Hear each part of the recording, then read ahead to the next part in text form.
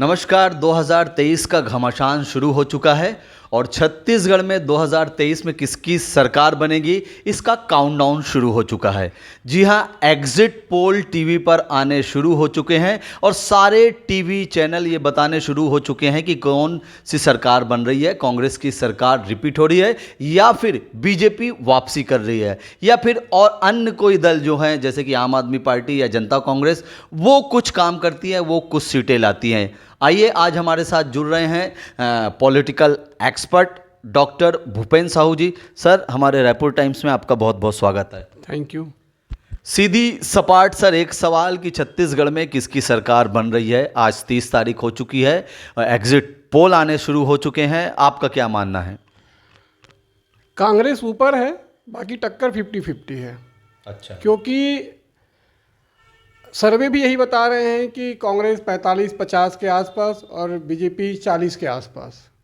लेकिन कुछ सीटों पर जो बहुत कम मार्जिन होता है, ऐसे सीटों का आकलन लगा पाना सर्वे में संभव नहीं है। जहां मार्जिन 10,000 5,000 से कम होते हैं, ऐसी सीटें अचानक सी वो स्विंग कर जाता है तो वो समझ के बाहर होता है। तो एक अनुमानित जो सर्वे हो सकता है वो 40 वाला 45 पहुंच जाए, या हो सकता है वो 50 बोल रहे वो 45 में आ जाए। इस कंडीशंस में अगर मान लो बीएसपी, जोगी कांग्रेस या आम आदमी पार्टी 4-5 सीटें भी लाती है तो थोड़ी स्थिति छत्तीसगढ़ में कांग्रेस के लिए थोड़ा सा नुकसानदेह हो सकता है। मतलब जो पहले दिख रही थी कंडीशन 2 महीना पहले, 1 महीना पहले कांग्रेस एकदम लीडिंग तरीके से 60, 65, 70, फिर भूपेश बघेल ने खुद का 75 पार का नारा दिया, तो वो आते आते चुनाव के मतदान के 1 हफ्ता तक बीजेपी ने अच्छा कवरिंग किया। इस बात को ऐसा देखा जा रहा है। 3-4 महीने तक कांग्रेस एक तरफा थी यहाँ। उसके बाद विशेषकर जो घोटालों की बाढ़ टाइप की आई और बीजेपी ये बताने में कहीं ना कहीं सफल रहा कि घोटाले तो हुए हैं। जिस सरकार के 3 आईएएस जेल में हैं, समीर बिश्नोई, सौम्या चौरसिया, रानू साहू, इतना इसको हल्के में नहीं लिया जा सकता। फिर रायपुर के महापौर के भाई साहब हो, चाहे कुछ कांग्रेसी लीडर्स हो जिसके घर में लगातार छापे पड़े, और उसमें जो उससे भी जब महत्वपूर्ण जो घटना हुआ पीएससी को लेके, उसने सरकार की काफ़ी चीछा लेदर किया है। और कहीं ना कहीं जो नए मतदाता है, जो यूथ है, वो थोड़ा सा कांग्रेस से दूर हो सकता है।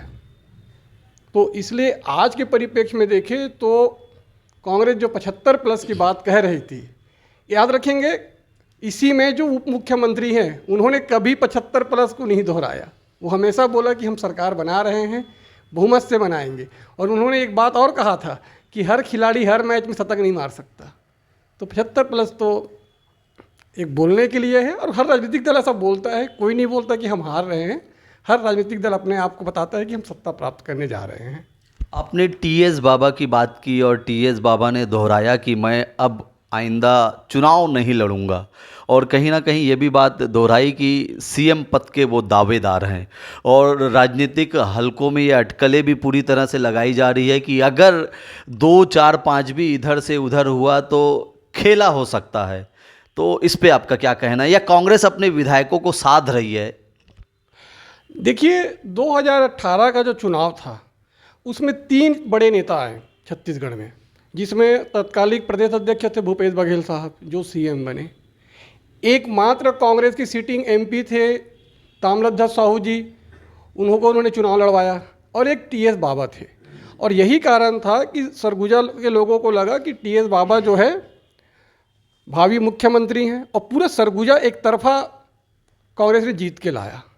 परिस्थितियां जो भी रही कि भूपेश बघेल साहब सीएम बने, उसके बाद लगातार वहाँ अंतरकला देखने को मिला। क्या होता है, जब आप सत्ता में रहते हो तो आप अपने विरोधियों को या इस प्रकार की जो समस्याएं हैं, कला है, उसको आप दबा सकते हो। आपके बहुत सारे साधन होते हैं। तो ये अंतरकला कहीं ना कहीं आंतरिक गुटबाजी को भी लेके देखा जा सकता है। जिस प्रकार से लगातार बृहस्पति सिंह जी ने टीएस बाबा पे आरोप लगाया कि उनको हत्या कराना चाहते हैं, जिसको लेके उन्होंने विधानसभा का बहिर्गमन किया। मैं समझता हूँ कि 20 साल के छत्तीसगढ़ के राजनीतिक इतिहास में ये पहला अध्याय है कि उसी सरकार का मंत्री सदन का बहिर्गमन कर रहा है कि इस आरोप की जांच कराई जाए, तब मैं सदन में प्रवेश करूंगा। ये बहुत बड़ी बात है अगर इसको राजनीतिक परिप्रेक्ष्य में देखा जाए तो। अब रही बात, ये मेरा अंतिम चुनाव है, मुझे ऐसा लगता है बाबा साहब का ये थोड़ा सा इमोशनल कार्ड है कि ऐसा बोला जाए और एक सेंट्रल तक मैसेज जाए कि हो सकता है कि 23 के चुनाव परिणाम के बाद उनके लिए संभावना बनी रहे, एक मौका उनको भी मिले, ऐसा मेरा मानना है। अच्छा, अभी पिछले 8-10 दिनों से जो पूरा राजनीतिक घटा चक्र देखें तो सीएम बघेल के खिलाफ जिस तरह से बीजेपी, फिर जोगी कांग्रेस, फिर अमित जोगी, सब लोगों ने चुनाव आयोग से शिकायत की, तो क्या मुख्यमंत्री की घेराबंदी हो रही है या चुनाव के परिणाम जो होते हैं वो अलग, चुनाव के बाद भी ऐसा कोई दबाव बनाया जा रहा है? देखिए, चुनाव के बाद जो चीज़ें हो रही है वो बहुत बड़े लेवल पे नहीं हो रही है। चुनाव के पहले तक जो चीज़ें हुई कि लगातार कांग्रेस के नेताओं के घर छापे पड़े, कुछ अरेस्ट भी हुए, अधिकारी अरेस्ट हुए, तो निश्चित रूप से ये एक दबाव की राजनीति होती है और इससे जो आम कार्यकर्ता है उनका कहीं ना कहीं मनोबल प्रभावित होता है कि भाई आपके लीडर के अगर छापे पड़े हैं या वो जेल चला गया तो थोड़ा सा उसमें दिक्कत तो आती है। तो एक है कि भाई कैसे भी करके सरकार अगर सत्ता परिवर्तन करना है तो आपको ये सब चीज़ें तो करनी पड़ेगी। अगर आप सरकार का विरोध नहीं करोगे तो जनता आप पर भरोसा क्यों करेगी? भाई सत्ता परिवर्तन विपक्ष को जनता मतदाता मौका कब देगी? जब वो बताने में सामर्थ्य हो जाता है कि ये सरकार अच्छी नहीं है, इससे अच्छी सरकार हम दे सकते हैं। जैसे 2008 में कांग्रेस के साथ हुआ कि कांग्रेस ये बताने में सफल रही कि ये सरकार फेल है, ये सरकार अच्छी नहीं है, भ्रष्टाचारी है, हम इससे बेहतर सरकार देंगे। वही प्रयास जो है भाजपा ये अन्य दल यहाँ कर रहे हैं। हाँ, लेकिन इसमें भी थोड़ी दिक्कत ये आएगी कि जिस प्रकार से पूरे देश के लिए INDI गठबंधन बना और उसके बाद राज्यों में ये आपस में ही लड़ रहे हैं, तो ये थोड़ा सा अंतर्द्वंद है कि आप एक तरफ केंद्र स्तर पे आप सहयोग कर रहे हो, एक दूसरे को समर्थन कर रहे हो, और राज्यों में आके जैसे आम आदमी पार्टी छत्तीसगढ़ में घूम घूम के ये बताने का प्रयास कर रही है कि ये सरकार भ्रष्ट है, ये सरकार को हमें हटाना है। तो 6 महीने बाद किस मुंह से आप बोलोगे कि इससे हम इनके साथ मिलकर चुनाव लड़ रहे हैं और अब केंद्र में हमें सरकार बनानी है, हमारे गठबंधन को वोट दो? ये अंतर्द्वंद तो हमें देखने को मिल रहा है यहाँ। अभी जो दिख रहा है कांटे की जो टक्कर दिख रही है, तो 15 से 20 सीट जो थी, मतलब ऐसी सीट थी जहां पर बहुत कम मार्जिन या फिर त्रिशंकु जैसी स्थिति थी। खासकर मुझे ध्यान आ रहा है तो मैं चाहूँगा हमारे रायपुर की जो उत्तर विधानसभा की जो सीट है कुलदीप जुनेजा और पुरंदर मिश्रा जी के बीच में थी, लेकिन अजीत कुकरेजा ने वहाँ पर, चूँकि मैं भी उत्तर में घूमा तो खेला बिगाड़ा है। साजा की बात करें तो वहाँ पर कद्दावर नेता रविंद्र चौबे के मुकाबले उन्होंने ईश्वर साहू को दिया, जो कि वो जो बीच में एक मामला जो हुआ था, घटना हुई थी, उसमें ईश्वर साहू का बेटा जो मृत पाया गया था।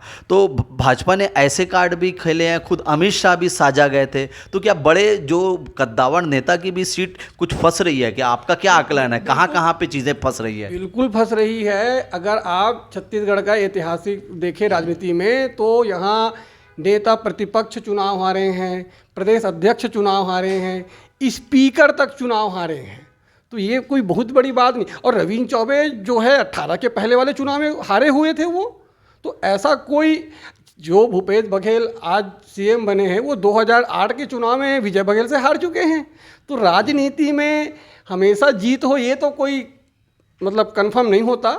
सत्ता है, आती है जाती है, और ऐसी सीट छत्तीसगढ़ में कोई एक तरफा सीट नहीं है। देखा जाए, एक जो वरिष्ठ विधायक है कांग्रेस के राम पुकार सिंह जो लगातार 8 बार चुने गए, या रायपुर दक्षिण से बृजमोहन जी जो 7वें बार लड़ रहे हैं, तो कुछ अपवाद हो सकते हैं। नहीं तो सामान्यतः जनता जो 2-3 चुनाव के बाद जो है ऐसी सिचुएशन आ जाती है कि आपको हार का सामना करना पड़ सकता है और कोई नया चेहरा। साझा की आप जो बात किए तो ईश्वर साहू को टिकट देना बीजेपी ने एक प्रतीकात्मक है। वो शायद हार भी जाएंगे तो ये पूरे प्रदेश में एक मैसेज देने का काम किया। जो वहाँ एक धार्मिक चीज़ें जो हुई, उन्माद हुआ, जो भी हुआ, ध्रुवीकरण करने का जो प्रयास है उसको उन्होंने भुनाने का काम तो किया है।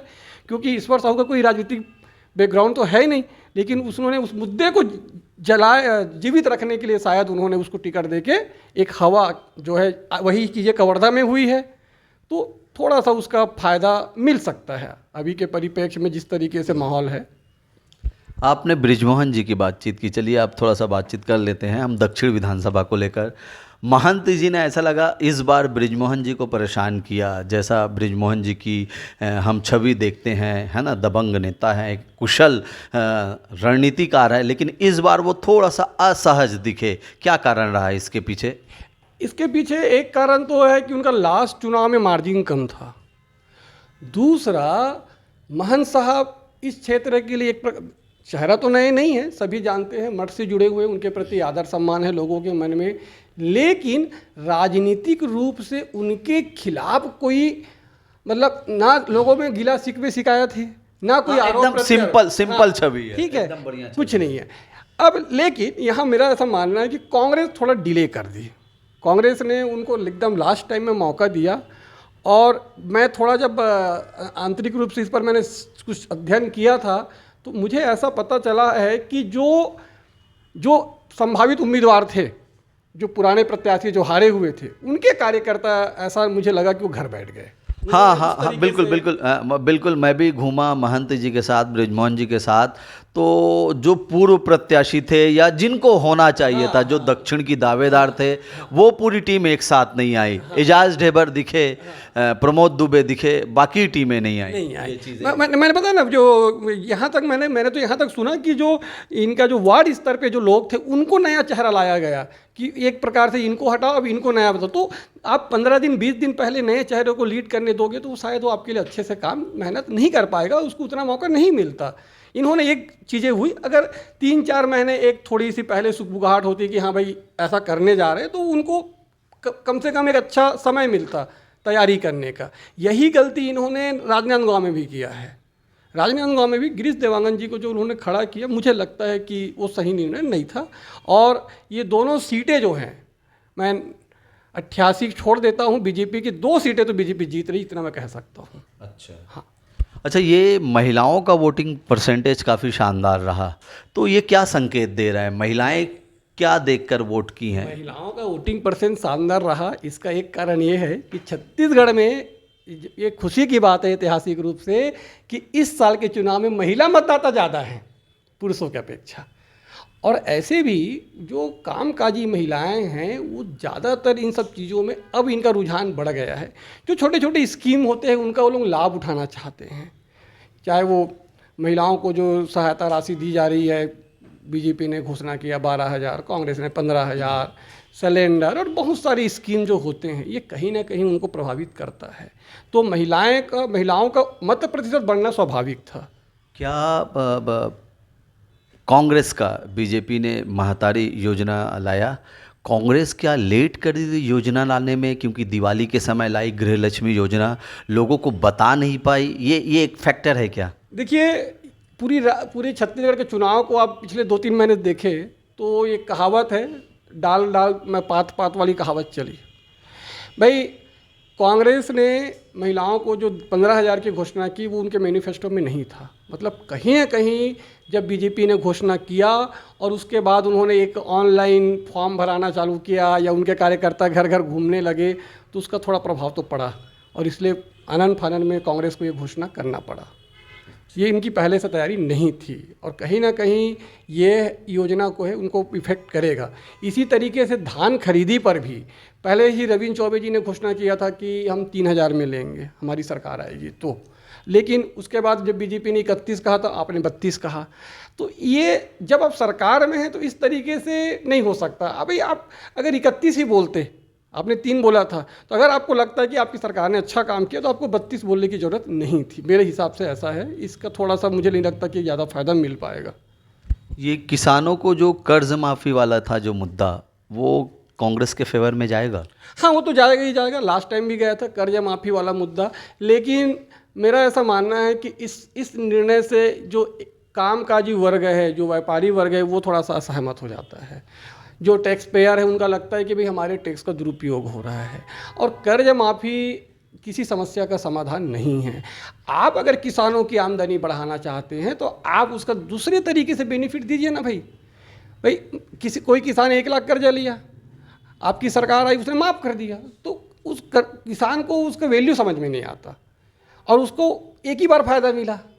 आप उसको लगातार अगर आप उसको किसानों की आर्थिक स्थिति को सुदृढ़ करना है तो आप उसके समर्थन मूल्य बढ़ाइए, उनको खेती में जो सुविधाएं मिल रही है उसको आप अच्छा करिए, जो खादों की कीमतों में वृद्धि है उसको आप ब्रेक के लिए आप खाद फ्री में दीजिए। इस तरह की चीज़ें होनी चाहिए। कर्ज माफ़ी करना मेरे हिसाब से ये सही निर्णय नहीं होना चाहिए। एक लास्ट सवाल जो एग्जिट पोल में अभी दिखा रहे हैं, क्या लगता है कि 2 दिन बाद 3 दिसंबर को भी वही एग्जिट पोल या उसके आसपास, या फिर हो सकता है कांग्रेस 60+ चली जाए, बीजेपी 30-35 तक सिमट जाए, या फिर यही 46, 45, 41, 42 कांटे वाला मामला रहेगा? मैं इस चुनाव को हमेशा 2003 के एंगल से देखा हूँ। 2003 में कांग्रेस इतनी ही मजबूत थी और बीजेपी इतनी ही कमज़ोर थी। तो खासकर जहाँ संख्या कम होता है, विधानसभा सीटें कम होती, उन राज्यों में एकदम से एग्जिट पोल को एक्सेप्ट कर पाना आसान नहीं होता। बड़े राज्यों में बड़ा आसान होता है। जो छोटे राज्य हैं जहाँ 80, 90, 70 सीटें, वहाँ कई बार पोल जो है अच्छे से बता पाने में सफल नहीं हो पाता, उनको थोड़ी असुविधा होती है।